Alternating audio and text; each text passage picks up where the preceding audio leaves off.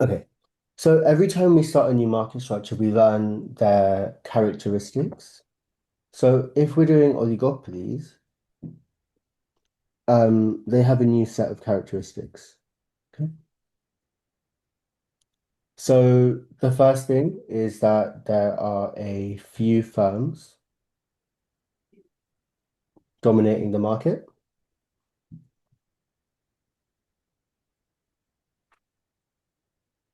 The second thing is that there are high barriers to entry, which makes sense because if there are a few firms dominating, why not a lot of firms? So the reason that there's still only a few firms dominating is because there's high barriers to entry.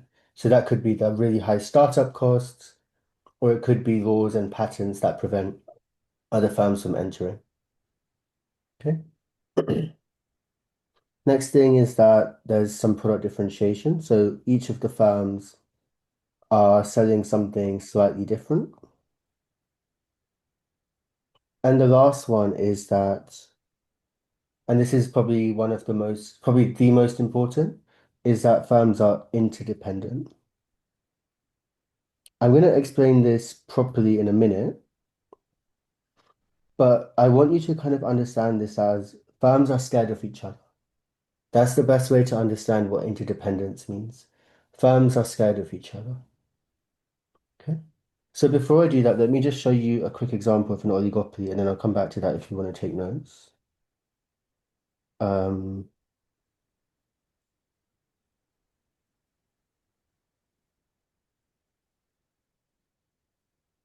so in 2019, this was the market share of supermarkets in the UK. So Tesco had a market share of 26%. So they actually had monopoly power as theirs was above 25%. And then you've got Sainsbury's and Asda around 14, 13%, and a few others.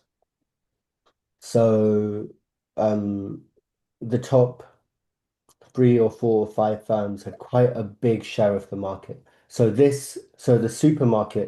market for supermarkets was dominated by just a few firms, okay, probably by three or five. You're going to be taught a term called concentration ratio. So if I want the two firm concentration ratio, I add up that number and that number.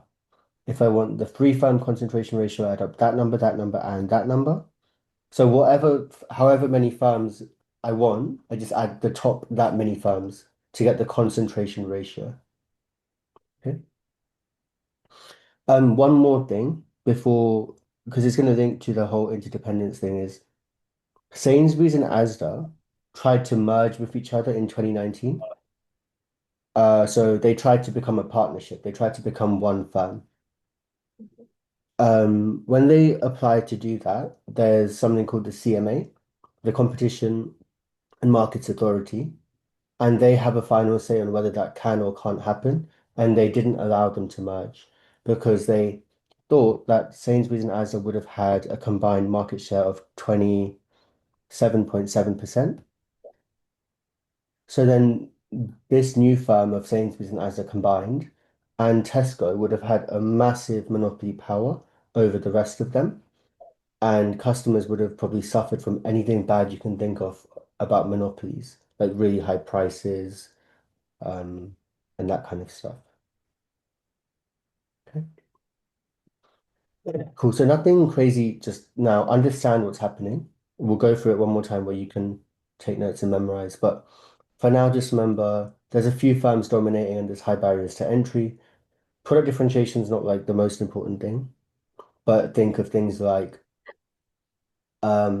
Sainsbury's and Tesco and Aldi and Lidl, they all have a bakery and everyone will have their favorite. So because the recipes will be slightly different or the quality or the size will be slightly different.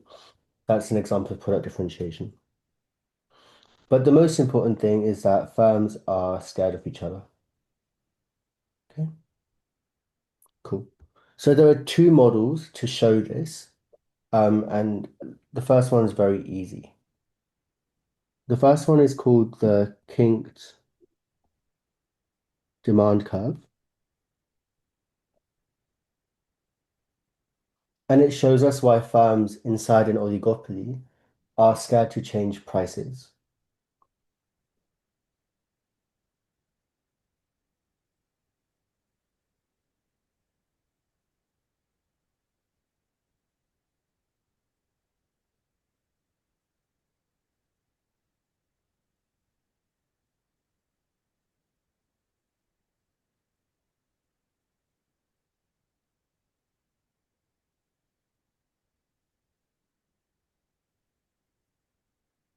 Instead of having a demand curve that's downward sloping, they have a demand curve that's kinked.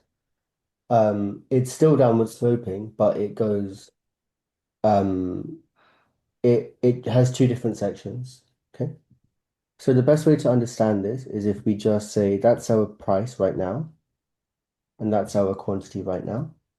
And now if we imagine Tesco, Sainsbury's, and Asda, they all sell milk for a certain price, or they sell like some certain goods and services for a certain price.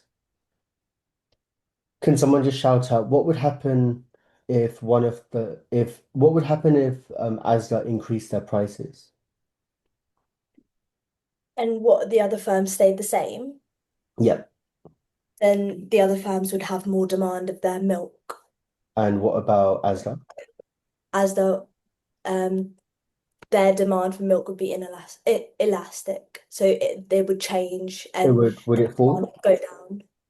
So if Asda raised their prices, would the demand fall? Yeah, Yeah. Yeah. Would it fall by quite a lot? yeah. Yeah, cool. So people have no reason to continue to go to Asda long term if they know that all their prices are higher than every other firm. Okay. So they if a firm in an oligopoly raises their prices, they lose a lot of. Yeah, so if a firm inside an oligopoly increases their prices, they'll lose a lot of their demand. There's absolutely no reason for a customer to continue to go to Asda long term if their prices are way higher than other firms. Cool. This one's more of a confusing question, so you might get it wrong at first, but um just think about what would happen. What would happen if Asda lowers their prices? If every firm right now has pretty much the same price, what would happen if Asda lowers their price? So because Asda has now lowered its price, a lot of the consumers would end up going to Asda and Asda would then increase its market share. But the other firms are more likely to also follow what they've done in order to not lose market share because obviously since most of the consumers will go because their price is low, their demand will increase and all the rest of the other firms' demand will decrease. So instead, to prevent that, the other firms would also lower their prices as well. Perfect. Good. So so with the kink demand curve, we're trying to see does demand increase a lot or by a little? And as we can see, when they reduce their price, demand only increases by a tiny bit. And what you said was spot on. So theoretically, if Asda lowers their prices, they would gain a lot of demand. But like you said, all the other firms wouldn't be able to survive if they did that. So the other firms would also match or undercut Asda back, and that means Asda would only gain a tiny bit of demand for all of their effort. So if Asda, so just to summarize that bit a bit better, actually, um, if price goes up, quantity falls a lot, and if price goes down, quantity only goes up a tiny bit.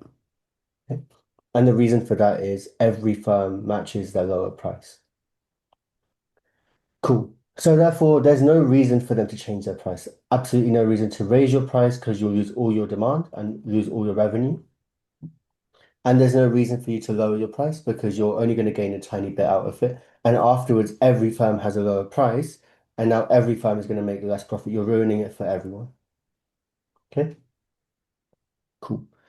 That's the first model. This is a basic one, but still very useful one. The next model is much more interesting.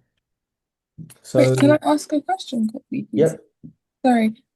So if would you be able to use the kink demand curve in a essay? Yeah, definitely. Do you think it would come up as like an individual question or It's more likely to be a question about oligopolies in general, either about how they behave or whether they're good or bad. And okay, within that question, you'd probably want to say that they behave accordingly to these models that we're talking about. okay, sorry, I just wanted to know how you would apply it. No, that's fine. We'll go through examples more and more as we finish topics, but even like with all the market structures, so monopolies as well, they'll just say, are monopolies good or bad? Or they'll say, how do monopolies behave? And then you're going to talk about you're going to use the diagram to explain how they behave. So what we've done so far with oligopolies, you would say oligopolies are scared to change their prices. This can be good or this can be bad because of, and you start using the diagram to help you. But it'll make more sense when we finish. Yeah.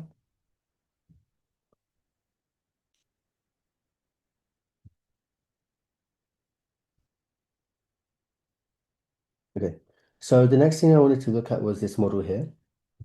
This model has nothing to do with firms, but it's really interesting. So let's start with that, and then I'll relate it back to firms and the supermarket stuff. So this is a model called the prisoner's dilemma. It's like a really old model used in economics in game theory.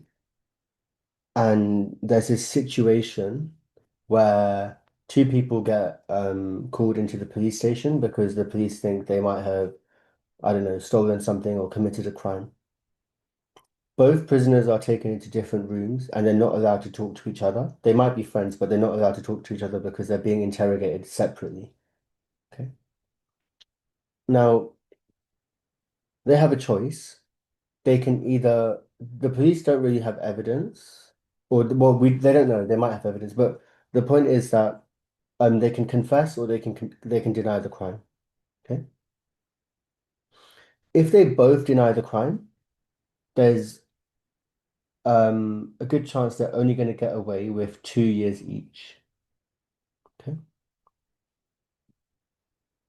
So if they both deny the crime, they're going to get away with 2 years each, which is not bad considering they might have committed quite a bad crime. What happens though is if one of them denies, so the red one is prisoner A. So let's say prisoner A is like, cool, let's just deny. Prisoner B could snake prisoner A out. So if prisoner A confesses, because prisoner A was honest, they only get 1 year, whereas prisoner B gets 10 years. So that's prisoner A punishment, prisoner A's punishment for denying the crime, and prisoner B's reward for confessing the crime. Okay. Vice versa if the other one confesses and the other one denies. Does that make sense so far? Cool. So the issue is, so let me start with one question. Imagine if they could talk to each other and agree on a strategy, what would they both pick? The 2 years. So they'd both promise to each other to deny, right?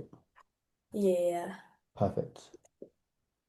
Now, this is how they're thinking because of the fact they're not allowed to talk to each other in this situation.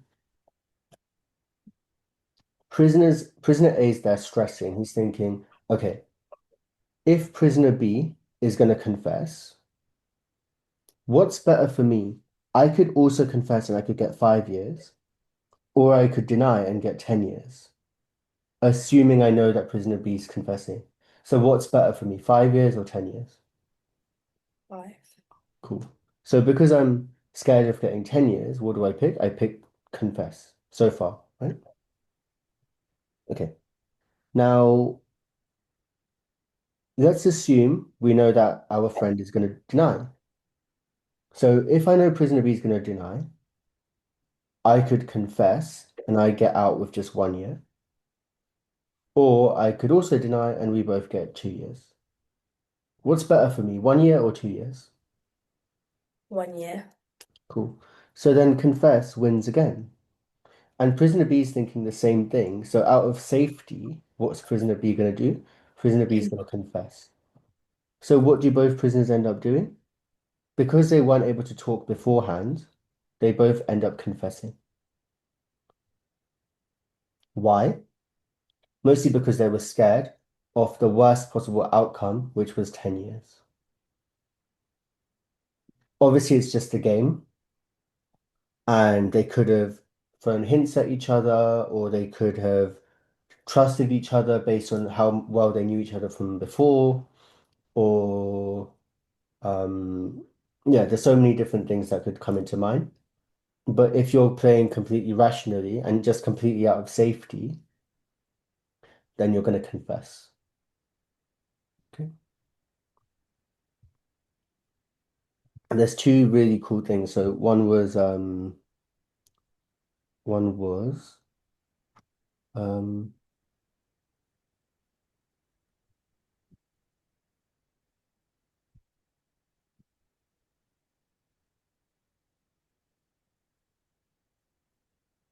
Trade anytime with 24-hour US. one second, let me share my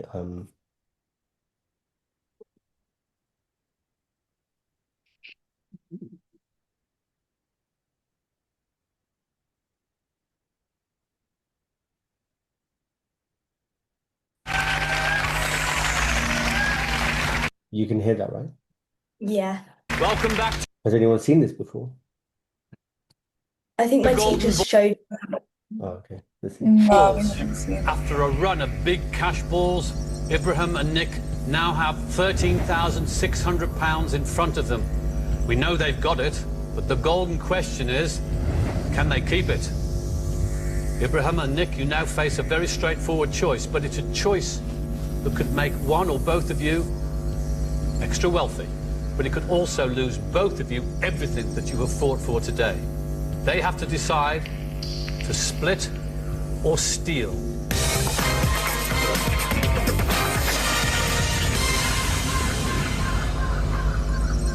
Ibrahim, Nick, you have two final golden balls in front of you, and they are the most important golden balls of the game. You each have a golden ball with the word split written inside. You both have a ball with the word steal written inside.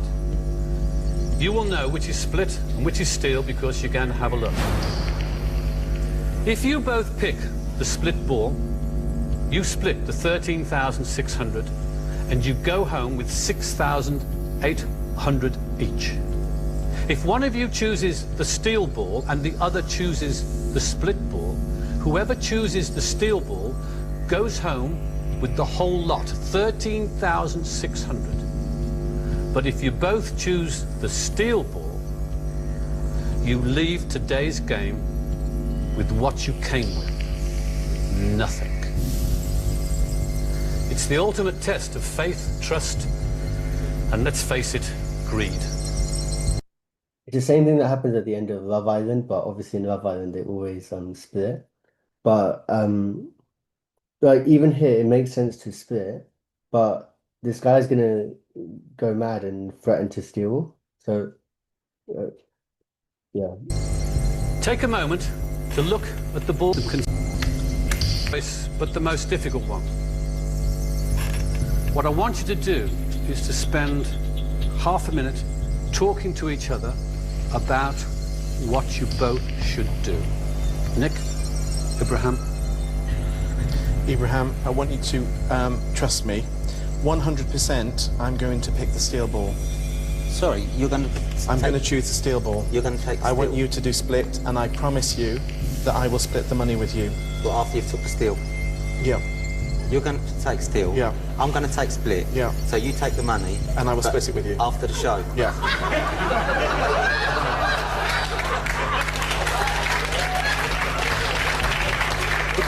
Ibrahim, I promise you I'll do that. If you do steal, we both walk away with nothing. I'm telling you 100% I'm going to do it. I appreciate that.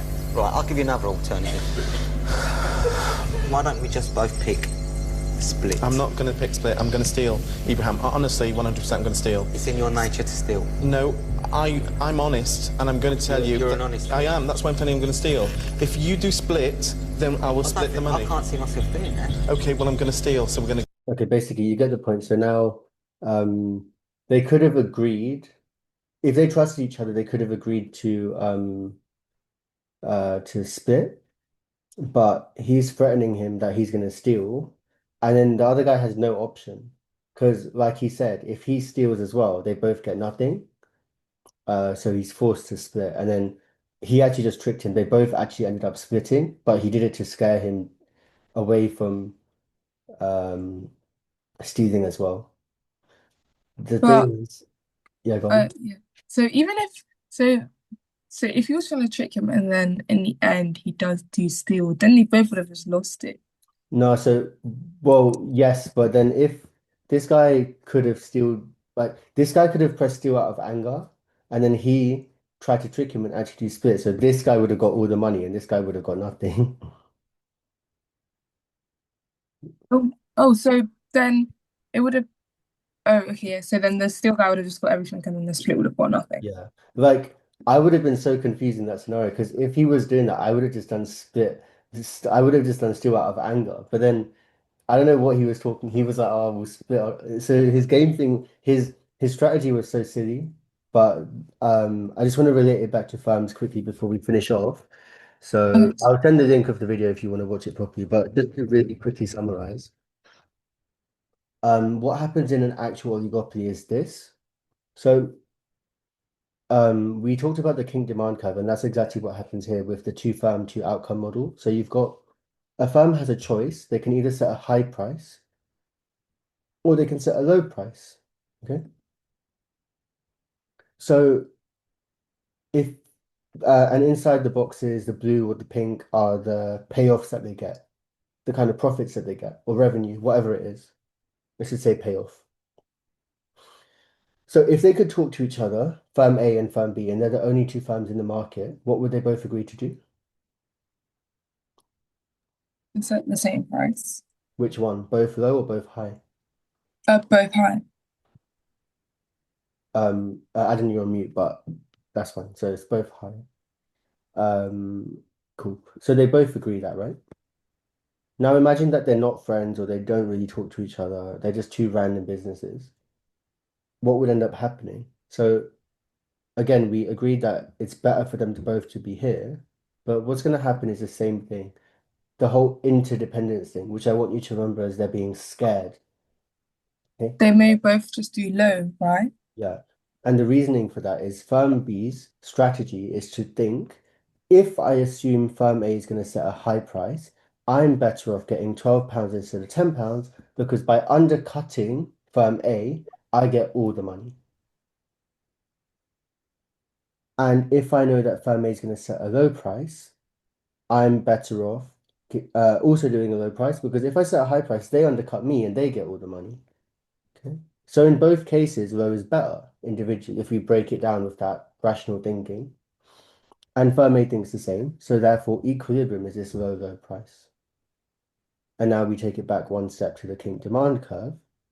We were saying that prices are stable and no one's going to increase their prices and no one's going to decrease their prices from that low, low. The only alternative is if the two firms know each other and trust each other, then they're always going to go here. Okay. So overall, oligopolies are different to every other market structure. It's not as simple as they have a diagram and they profit maximize. It's all about the way they behave based on the relationship between them and other firms. So firms are interdependent, meaning that they are scared of being undercut.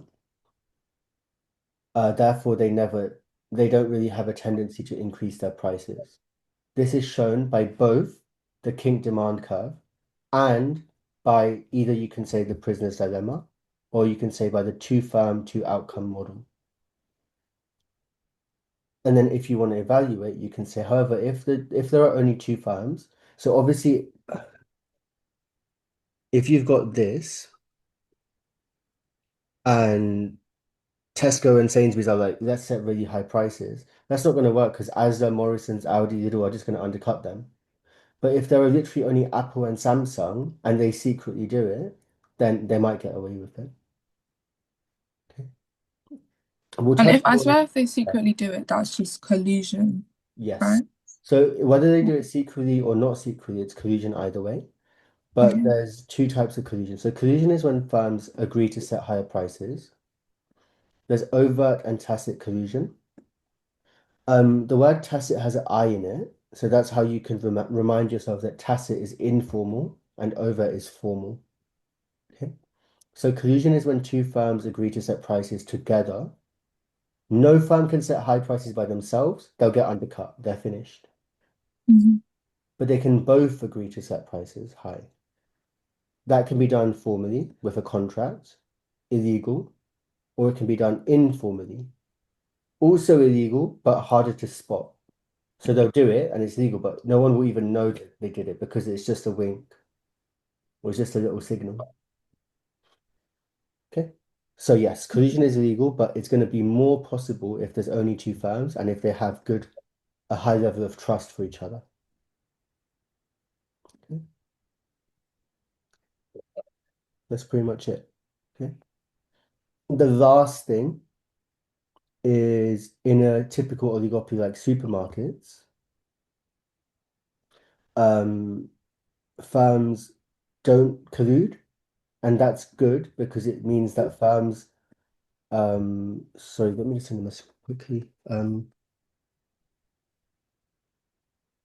So then quick question, just to finish up. If a firm like Sainsbury's and Asda and Lidl, they know that they can't gain market share by reducing their prices. It's not a strategy that's going to work. It's not sensible. What would they do instead to gain customers? How does Tesco have more customers? How do Asda try to get customers? Oh, do they product differentiate? Kind of, yeah. Not exactly, but yeah, kind of. Anything else or any example? I think my teacher said something about like super like even little things like the width of the aisles, or so like if you're going into Sainsbury's and the aisles are bigger than the Tesco, and if someone say gets overstimulated, they'll prefer going to the Sainsbury's, or like yeah. Okay, so you're both kind of right. Not exactly spot on, but you're quite close to it. So the idea is if firms know they can't gain market share by changing their prices, firms instead focus on anything non-price related. So the word for that in the spec and that you need to know is non-price competition. And that's anything from the best example would just be club cards. Somebody who's racking up a lot of Nando's points or club card points, they're going to choose to go there again.